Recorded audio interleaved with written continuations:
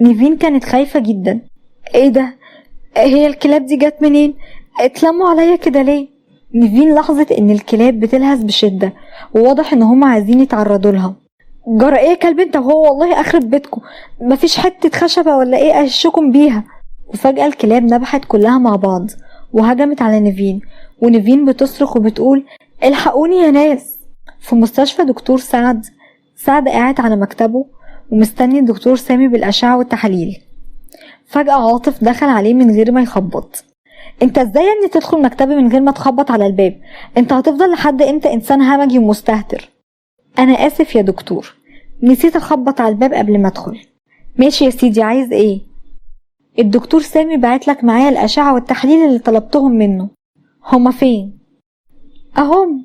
عاطف بيديله ظرف ابيض كبير جواه أشعة مقطعية على البطن وشوية تحاليل. سعد بيشوفها وبيقول مش هي دي الأشعة والتحاليل اللي انا عايزها، دول مش بتوع مدام رضوى. يبقى اداني ظرف غلط. هو فين الدكتور سامي؟ ما جابهمش بنفسه ليه؟ هو قال لي روح وديهم للدكتور سعد، قوله مش هما دول وخليه يجي هنا يكلمني. حاضر يا دكتور. انا مش عارف ايه الاستهتار ده. خرج عاطف ورجع مرة تانية. انت رجعت ليه تاني؟ ما روحتش ليه ونفذت اللي قلتلك عليه؟ ما انا رحت وقلتله اللي سيادتك قلتلي عليه. ورد قالك ايه؟ وليه ما جاش معاك؟ وفين الأشعة والتحاليل اللي انا طلبتها؟ هو قال لي روح للدكتور سعد وقول له. وفجأة عاطف قرب من دكتور سامي وضربه بسكينة في رقبته وكمل كلامه وقال اسكت بقى صدعتنا يا اخي. سعد مسك السكينة اللي دخلت في رقبته من قدام لحد ورا في منظر كان صادم جدا. عاطف كان بيبصله بسخرية وفجأة شد السكينة من رقبته وراح عند الباب وفتح. دخل اسماعيل ومعاه مريض مجنون اسمه بهلول، وكان واضح من حركاته اللي مش طبيعية انه مجنون فعلا. ايه خلاص؟ ايوه خلاص. امسك يا بهلول السكينة دي. سكينة؟ طب انا كده اتعور. لا ما تخافش، مش هتتعور. امسك بقى السكينة وارقص كأنك في فرح. بهلول مسك السكينة وبدأ يرقص فن. وفجأة صرخ اسماعيل وبيقول يخرب بيتك يا بهلول، انت قتلت الدكتور سعد، الحقني يا دكتور أسامة. وبدأ اسماعيل يجري بسرعة عشان يعرف كل اللي في المستشفى باللي حصل. عاطف بيضحك وبيقول اخس عليك يا بهلول، كده برضو تقتل الدكتور سعد. في قصر فؤاد رضوى وصلت القصر واستلمت مبلغ 10 مليون دولار مقابل بيعها لبناتها لفؤاد. ألف مبروك يا مدام رضوى، فلوسك اهي. يا ترى هتعملي بيهم ايه؟ اكيد طبعا هتسافري جزر المالديف تصيفي هناك، ولا ناوية تشتري قصر زي ده؟ رضوى مش بتضحك رغم اللي قاله فؤاد، وكان باين على وشها انها حزينة جدا. مش هوصيك على البنات، قلتلك قبل كده دول في عناية الاتنين. تحب اكتبلك ورقة بالكلام ده؟ لا ملوش لزوم، انا عارفة انك بتحبهم جدا واكيد هتحافظ عليهم. هتوحشوني يا بنات. البنات كانوا متأثرين جدا من اللي حصل، وانتي كمان هتوحشينا قوي يا ماما. خلوا بالكم من نفسكم يا بنات، وانتي يا سلمى خلي بالك من اخواتك. انتي دلوقتي بقيتي مكاني، حطيهم في عينيكي، دي وصيتي ليكي وهسألك عليها قدام ربنا. سلمى بتعيط وبتقول ماما حبيبتي ما تسيبيش نفسك يا ماما، روحي اكشفي وخدي بالاسباب، وانا متأكدة انك هتخفي وهتبقي زي الفل. يا مسهل، وانا زي ما وعدتكم هوزع الفلوس دي ما بينكم عشان لما تكملوا 21 سنة تاخدوها وتشقوا طريقكم معرفتكم. هتوحشوني قوي. انا همشي خلاص. نورتي يا مدام رضوى. شكرا، السلام عليكم. وعليكم السلام. خلي بالك من نفسك يا ماما. ان شاء الله. ومشيت رضوى، ركبت تاكسي عشان تروح بيتها. وهي ماشية في الطريق اخدت بالها من عربية وقفت قدام برج في منطقة المعادي. خرج من العربية دي شخص كان بيشبه الشيخ صلاح اللي راحت معاه قبل كده مع سهير جارتها، وقال لها ان هي هتموت خلال عام او 2 وان في سحر معقود ليها. لكن المرة دي شافته هو لابس بدلة سبور وكان معاه ست متبرجة وبيضحكوا بصوت عالي وداخلين جوه البرج، وايده كانت ملفوفة عند رقبتها. معقول ده يكون الشيخ صلاح؟ استنى عندك يا اسطى. السواق وقف التاكسي. رضوى راقبت الراجل اللي شبه الشيخ صلاح وهو طالع البرج. نزلت من التاكسي. من فضلك استناني لو سمحت. هترجعي تاني ولا هتقولي يا فكيك؟ ليه بتقول كده؟ والله المقلب ده اتعمل فيا يجي 100 مرة. الزبون يقول لي استنى وثواني وراجع لك، ويروح وما يرجعش والاجرة تضيع عليا. لا يا عمي ما تزعلش نفسك، امسك دول تحت الحساب، اوعى انت بقى اللي تمشي وتقول يا فكيك. لا هستناكي يا ست الكل، خدي راحتك خالص. ونزلت رضوى من التاكسي وراحة ناحية البرج وهي بتنادي يا شيخ صلاح. صلاح سمعها وبص ليها، اول ما شافها ارتبك ودخل بسرعة عند الاسانسير وكأنه بيهرب منها. استنى من فضلك. لكن الاسانسير كان خلاص اتحرك ورضوى معرفتش تلحقه. من فضلك، هو اللي دخل من شوية ومعاه الست الشقرة دي مش اسمه الشيخ صلاح برضو؟ الشيخ صلاح؟ لا يا ست هانم، ده الأستاذ فوزي صاحب كباريه النجوم. فوزي؟ لا يبقى مش هو. طيب شكرا، مع السلامة. الشيخ قال يسمع من بقك ربنا. ورجعت رضوى للتاكسي تاني اللي وصلها لحد بيتها. رضوى دخلت بيتها وهي كانت مرهقة جدا. بعدها سمعت صوت الباب بيخبط، راحت تفتح الباب لقت زوج سهير أم نيفين. أستاذ ربيع؟ لا مؤاخذة يا ست رضوى لو جيت في وقت مش مناسب، بس للضرورة أحكام. لا يا أستاذ ربيع، أنت زي أخويا، شرفني في أي وقت. تسلمي يا أصيلة، ده العشم برضو. تحت أمرك، اتفضل، بس اعذرني مش هقدر أقولك اتفضل جوه عشان البنات مش هنا وأنا لوحدي. فاهم ومقدر يا ست رضوى، ربنا يستر علينا وعليك يا رب. خير؟ أنا جاي أسأل على سهير مراتي ونيفين بنتي. مالهم؟ عدم لا مؤاخذة، ما تعرفيش هما فين؟ ليه هما مرجعوش البيت دلوقتي؟ لا ما رجعوش، وانا بصراحة خايف لا يكون حصل لهم حاجة.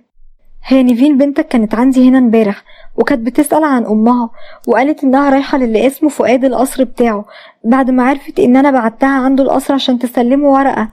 فعلا سهير كلمتني في التليفون بعد ما خرجت من عندك في المستشفى وقالت انها رايحة للزفت ده اللي اسمه فؤاد، بس لما لقيتها اتأخرت رنيت عليها لقيت التليفون مقفول ولحد دلوقتي مقفول. غريبة، هتكون راحت فين؟ مش عارف، انا خايف تكون اتخطفت ولا حاجة.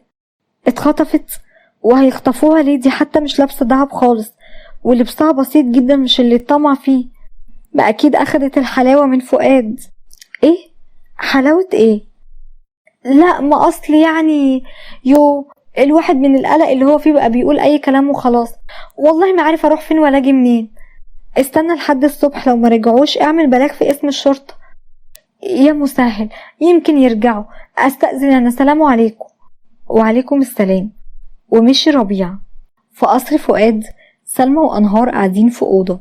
سلمى كانت حزينه جدا وحاطه ايديها على خدها وبتفكر في مامتها، وانهار لابسه بيجامه غاليه جدا. ايه رايك بقى في البيجامه دي يا سلمى؟ كويسه. ومالك بتقوليها كده ليه من غير نفس زي ما تكون مش عجباكي؟ لا عجباني، بس انا راضيه ذمتك، ده شكل واحده حزينه على امها. بقالك ساعتين واقفه قدام الدولاب عماله تلبسي وتقلعي تلبسي وتقلعي. طب مش لما الاقي حاجه تكون مناسبه كده واكون مرتاحه لها؟ يا سلام يا اختي، كل الهدوم دي ومش لاقيه حاجه مناسبه. فعلا كنتي في جره وطلعتي لبره. اسكتي يا بنتي يا سلمى، انا مش مصدقه ان بقى عندي دولاب لوحدي وكمان مليان هدوم. لا صدقي، انا بقى اللي مش مصدقه اللي حصل لماما ده. معقول ممكن يجي يوم وتختفي من حياتنا للابد؟ انا مش قادره اتخيل ان ده ممكن يحصل. والله انا ممكن انتحر بعدها. يا بنتي خليكي متفائله، ان شاء الله ماما هتخف وهتبقى زي الفل. وما تنسيش ان بقى معاها فلوس كتير قوي وممكن تسافر وتتعالج في احسن مستشفى كمان. هي البنت سهام اتاخرت قوي كده ليه؟ يا ستي سيبيها تلعب براحتها، ما صدقت. وفجاه دخلت سهام وهي خايفه جدا ومرعوبه. مالك يا سهام، في ايه؟ سهام مرعوبه جدا ومش قادره تتكلم. تعالي ما تخافيش، مالك خايفه من ايه؟ وانا بلعب تحت في الجنينه جيت اشوط الكوره لقيتها راحت بعيد، رحت عشان اجيبها ببص لقيت غطا حديد تحتها، رحت رفعت الغطا لقيت خفافيش كتير خرجت من فتحة كبيرة في الارض، وكمان سمعت صوت بنات بتصرخ وبتقول الحقونا. انتي بتقولي ايه؟ اوعي تكوني بتكدبي يا سهام، انا عارفاكي بتحبي تألفي قصص. مش بكدب والله، ده اللي حصل، انا خايفة قوي. انهار حضنتها وقالت ما تخافيش يا حبيبتي، احنا جنبك اهو. ايه حكاية الفتحة دي وبنات ايه اللي بتصرخ؟ على فكرة يا سلمى في حاجة غريبة انا ملاحظاها من ساعة ما جينا هنا. ايه هي؟ عمو فؤاد كل يوم بيخرج من القصر الساعة 12 بالليل ومش بيرجع غير قبل اذان الفجر، وكل مرة يخرج نظيف ويرجع هدومه متبهدلة زي ما يكون عليها اثار دم. دم؟ وانتي ما قلتيش ليه على الحكاية دي قبل كده؟ نسيت بصراحة. بيني وبينك العز اللي الواحد شايفه هنا مخليه مش عايز يفتكر اسمه. ثواني، في حاجة كمان. ايه هي؟ ما انتي افتكرتي كله مرة واحدة. البنات اللي في القصر هنا فين؟ من ساعة ما جيت هنا ما شفناش حد غيرنا. فعلا غريبة. بقولك ايه، انا هنزل اشوف ايه حكاية الفتحة دي. لا انا مش هروح تاني هناك، انا خايفة قوي. ما تخافيش، تعالي معايا شاوريلي عليها من بعيد وانتي خليكي هنا يا انهار. ما بلاش تروحي احسن. لما انا عايزة اعرف ايه الحكاية بالظبط. في بيت رضوى قاعدة حزينة وماسكة صورة لبناتها التلاتة وبتبصلها وهي بتعيط، والتلفزيون مفتوح قدامها. فجأة سمعت برنامج مذيعة مستضيفة حد من مشاهير الأطباء في الجهاز الهضمي، كان بيتكلم عن أحدث التطورات العلمية في علاج سرطان الكبد والجهاز الهضمي. بدأت تسمعله بكل تركيز، وخصوصا إن هو كان بيقول إن في حالات مستعصية وملهاش أمل خالص في الشفاء وتم شفائها بأمر ربنا. اتصلت بيه هو على الهوا. ممكن من فضلك أتكلم مع الدكتور؟ اتفضلي يا فندم، انتي على الهوا، بس نتعرف باسمك الأول. اسمي رضوى. اوكي يا رضوى، الدكتور معاكي. لو سمحتي يا دكتور، انا عندي كانسر في الكبد وانتشر لباقي اعضاء بطني، والدكاترة بيقولوا ان حالتي خطيرة ومش هعيش اكتر من 6 شهور، وسمعت حضرتك بتقولي ان في حالات كتير مشابهة لحالتي وكانت فاقدة الامل انها تخف في انتظار الموت زي كده، وفي الاخر خفت وبقت كويسة. اولا الف سلامة عليك يا رضوى. ثانيا مفيش حاجة صعبة على ربنا، ولا تقنطوا من رحمة الله، وطول ما انت عايشة يبقى لازم يكون عندك امل واصرار انك تخفي. سيبي نمرتك في الكنترول وانا هتواصل معاكي بعد البرنامج، والف سلامة. في قصر فؤاد سلمى راحت مع سهام عشان تشوف الحفرة. فين بقى الحفرة دي؟ اهي تحت الشجرة اللي هناك. طب روحي انت ارجعي الأوضة يلا. طب خلي بالك من نفسك والنبي. ما تخافيش، امشي بقى. سهام بتحاول ترجع الأوضة بسرعة، وسلمى بتحاول تتقدم ناحية الشجرة اللي المكان الضلمة ده جدا جنبها، وكانت بتنور كشاف صغير عشان ينور لها الطريق. سلمى لاحظت ان الشجرة ما فيهاش ورق زي باقي شجر الجنينة، ومنظرها غريب، منظرها مرعب قوي. واول ما قربت من الشجرة لقيت تجمع كبير جدا من الخفافيش على اغصانها. يا ساتر يا رب، ايه الخفافيش دي كلها؟ نزلت الارض عشان تدور على الباب الحديدي. سلمى بترفع الغطا وفجأة لمحت بحاجة بتترمي جوه الفتحة دي. حاولت تسلط الضوء عليها، لقيت راس بنت صغيرة. خافت جدا، وفجأة لقيت تعبان ضخم خرج من الفتحة، بيمشي على رجلين زي رجلين الإنسان بالظبط، وليه ايدين زي ايد الإنسان بالظبط، وتقريبا هو اللي رمى الراس دي. سلمى حاولت تستخبى وتراقبه من بعيد. لقيته شايل الراس وبيفتح بقه علشان يبلعها، وكان بيعاني الأول إن هو يعمل كده، لكن نجح في الآخر وفعلا بلع الراس دي واختفى وسط الزرع. سلمى كانت بتفكر إن هي تمشي وتسيب المكان ده، لكن قررت إن هي لازم تعرف إيه اللي بيحصل تحت القصر ده. قربت من فتحة السرداب، وفعلا سمعت صرخات بنات كتير جدا وهما بيتألموا وبيطلبوا النجدة. في عيادة الدكتور رضوى راحت علشان تقابل الدكتور اللي اتكلمت معاه في أحد البرامج علشان يكشف عليها. وهي مستنية دورها لمحت نجلاء وجوزها محمد أمين خارجين من أوضة الكشف. استغربت جدا، راحت ناحيته عشان تتأكد هي نجلاء ولا لأ، ولما قربت منها اكتشفت إنها نجلاء. نجلاء؟ مين؟ رضوى، ازيك، عاملة ايه؟ هو انتي مش موتي؟ أموت؟ بعد الشر عليا من الموت، ليه بتقولي كده؟ ده أنا لسه صغيرة وعندي عيال. تف من بقك يا شيخة. ده سهير اللي قالت لي كده، قالت انك تعبتي فجأة ولما ودوك المستشفى لقيوا مصارين بطنك معفنة وموتي في ساعتها. يا ساتر يا رب، ايه الكلام ده؟ لا طبعا ما حصلش، انا فعلا تعبت، بس لما رحت المستشفى قالوا لي شوية تعب في القولون، ودينا هم تبع مع الدكتور وبقيت احسن. ازاي سهير تقول عليا كلام زي ده؟ طب لما اشوفها بنت الايه؟ قوليلي. طيب العمل اللي عملتهولي مخبيه فين؟ عمل ايه ده يا اختي؟ العمل اللي انتي عملتهولي وملخبط كياني من ساعتها ومخليني الف حوالين نفسي. حرام عليكي، ليه تعملي فيا كده؟ انا اذيتك في ايه؟ كل ده عشان جوزك عايز يتجوزني في يوم من الايام مع اني رفضته. انتي لسه فاكره الموضوع ده يا ست رضوى؟ دي كانت نازله وراحت لحالها خلاص. انا دلوقتي مفيش في حياتي غير مراتي حبيبتي ام ولادي وبس ايد نجلاء. ربنا يخليك ليا يا حبيبي. ابوس ايدك قوليلي ده فانتي العمل فين؟ خليني اجيبه وارتاح. عمل ايه اللي عملتهولك يا وليه انتي؟ قالولك عليا بتاعت اسحار ولا ايه؟ يعني انتي ما عملتليش عمل عشان تنتقمي مني؟ لا والله، وبعدين بمخك ده واحدة ست زي حاجة بيت ربنا وبتصلي الوقت بوقته تعصي ربنا وتروح تعمل أعمال للناس؟ أمال الشيخ صلاح قال كده ليه؟ مين الشيخ صلاح ده؟ ده شيخ رحتله لما تعبت وقال إنك عاملة لي عمل سفلي. سفلي؟ أعوذ بالله من الشيطان الرجيم. يا أختي لا سفلي ولا علوي، حتى ولا أعرف الشيخ صلاح بتاعك ده من أساسه. صلاح؟ أنا الاسم ده سمعته قبل كده. هو راجل طويل وأسمر شوية. أيوة، ده نصاب. نصاب؟ أيوة نصاب، واحد دجال وعامل نفسه شيخ ونصب على ناس كتير واتقبض عليه النهاردة الصبح من قلب الكباريه بتاعه. كباريه؟ أيوة، ما هو اشترى كباريه بالفلوس اللي لهفها بالناس بالنصب والاحتيال. الشيخ قال ده راجل هلاس. طب ثواني، أنا تقريبا معايا الجورنال اللي فيه صورته. خرج محمد الجورنال من شنطته الهاند باج ودور على الخبر ولقاه. مش هو ده؟ أيوة هو. شفتي بقى، طلع نصاب زي ما قلتلك والحكومة قبضت عليه. أنا مش قادرة أصدق. خرجت الممرضة من أوضة الدكتور وبتنادي على رضوى عشان تدخل تقابله. مدام رضوى اتفضلي. طب ممكن تستنوني أخلص ونروح مع بعض؟ وماله نستناكي من عينينا يا أختي، اتفضلي ربنا يطمنك إن شاء الله. ودخلت رضوى. شايف شكلها بقى إيه؟ خست قوي بس لسه جميلة بصراحة. اتلمي يا محمد أحسنلك. طب ما انتي اللي سألتيني يا حبيبتي وانا جاوبتك بكل صراحة، ولا عايزاني اكدب عليكي؟ في اوضة الكشف بعد ما الدكتور كشف على رضوى. خير يا دكتور، في امل اني اخف وابقى كويسة؟ لو مثلا سافرت برا ممكن اتحسن؟ انتي لا محتاجة تسافري برا ولا حتى جوه. يعني ايه مفيش امل؟ امل ايه وعمر ايه؟ انتي مين اللي قالك انك عندك كانسر في الكبد؟ فين الفحوصات والاشعة اللي بتقول كده؟ انا مش معايا الفحوصات للاسف، بس الدكتور سامي هو اللي قالي كده. الدكتور سامي مين؟ ده طبيب بطنه؟ ايوه. ازاي دكتور بطنه ويشخصك غلط بالشكل ده؟ مش فاهمه. يعني انتي ما عندكيش كانسر ولا حاجه، فحص بطنك سليم جدا. ازاي؟ والالم اللي انا حاسه بيه دايما في بطني والدم اللي رجعته ده سببه ايه؟ بصراحه كل اللي انتي بتقوليه بالنسبه لي ملوش تفسير علمي، لان فحصك سليم تماما واعضاء جسمك كلها بتعمل بكل كفاءه. يعني انا مش هموت خلال 6 شهور؟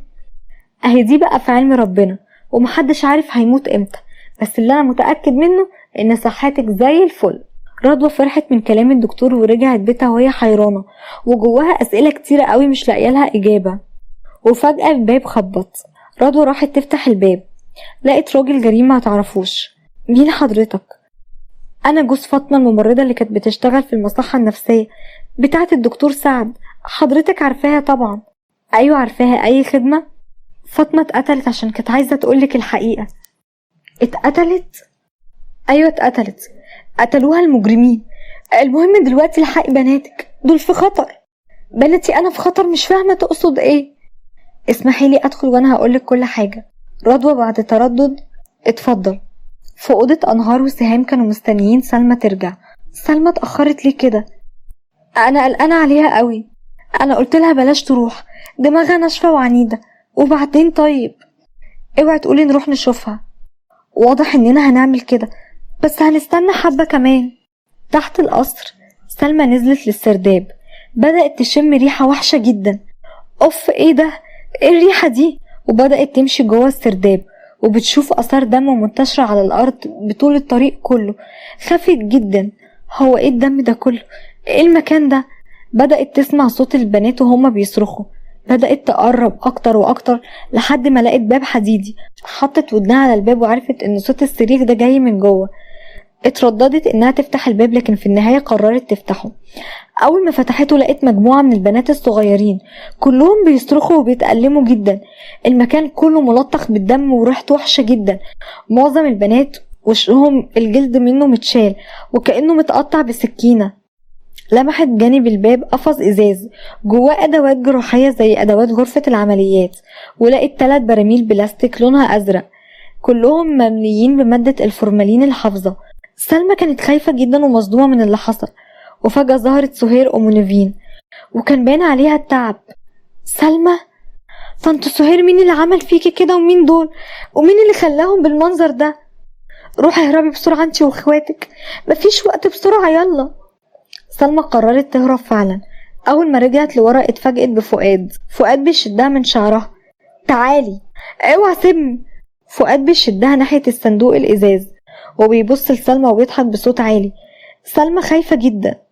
في بيت رضوى بعد ما زوج فاطمة قال لها الحكاية كلها: انت بتقول ايه؟ الكلام اللي بتقوله ده حقيقي؟ ورحمة فاطمة مراتي كل اللي قلتهولك حقيقي ومفهوش كده.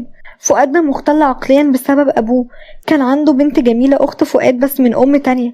كان ابوه دايما بيفضلها عليه عشان جمالها، وهو صغير كان بتعايره بخلقته الوحشة، عشان كده تعقد وكرهها. ولما كبر قرر ينتقم منها، امثال الجلد والشهر. واي بنت صغيرة بيلاقيها جميلة لازم ياخدها بأي تمن وبيسلخ وشها هي كمان ويحبسها جوه أوضة ضلمة تتعذب لحد ما تموت. عشان كده دفعلي فلوس كتير. فلوس ايه يا مدام رضوى؟ دي كلها فلوس مزورة. مزورة؟ ايوه مزورة، ولو رحتي بيها اي بنك هيتقبض عليكي على طول وهيتعمل لك قضية وتخشي السجن. انا لازم اروح الحق بناتي لا يعمل فيهم حاجة. اطلعي بسرعة على اسم البوليس واحكي لهم كل حاجة وهما هيتصرفوا. في قصر فؤاد بيحاول يشيل جلد وش سلمى بكل قوة، لكن سلمى بتحاول تقاومه بكل قوتها. فجأة ظهرت أنهار من وراه، ضربته بكل قوتها بحاجة حديدة على راسه، وقع على الأرض أغمى عليه. يلا يا بنات اهربوا بسرعة. سلمى وأخواتها وكل البنات اللي كانوا محبوسين في الأوضة بدأوا يخرجوا من الأوضة الضلمة دي ناحية بره، والبوليس اقتحم القصر واتقبض على فؤاد اللي اعترف بكل جرائمه البشعة، وانه كان بيستعين بالجن ان هو يسهله الجرائم دي علشان خاطر يرعب ضحاياه ويعرف يسيطر عليهم ويسمعوا كل كلامه. وفعلا فؤاد اتقدم للمحاكمة واتحكم عليه بالإعدام. اما رضوى عادت مرة تانية لحياتها الطبيعية بعد ما اتخلصت من سحر وجبروت فؤاد، وعادت لحضن بناتها تاني، وعاشوا هما الأربعة مع بعض حياة كلها حب ورضا وأمان.